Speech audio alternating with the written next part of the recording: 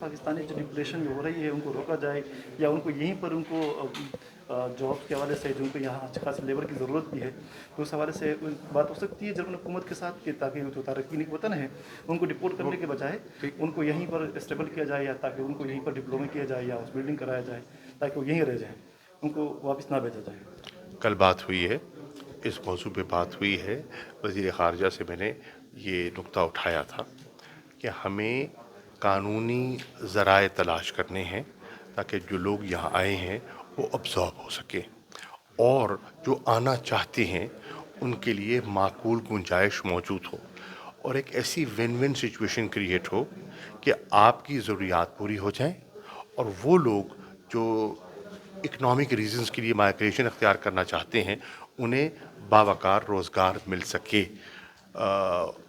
अगर आप ऐसा रास्ता तलाश नहीं करेंगे तो ज़रूरतमंद तो हर रास्ता अख्तियार करेगा, कानूनी भी और गैर कानूनी भी।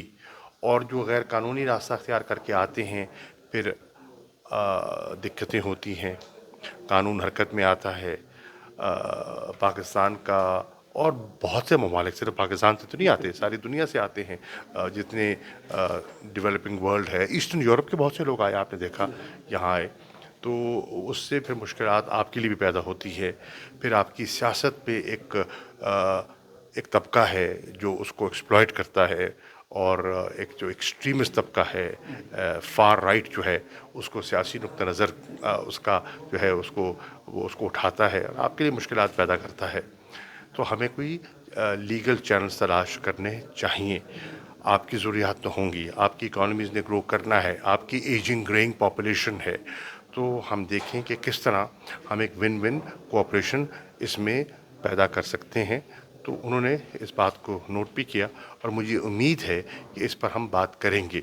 हमारा जो यूरोप के साथ स्ट्रेटेजिक एंगेजमेंट प्लान है वो भी फ़ोरम हमारे पास मौजूद है, और उस पे भी मैंने इस नुक्ते को उठाया था, और इंशाल्लाह इस पर हम बात करेंगे ताकि कोई रास्ता निकले।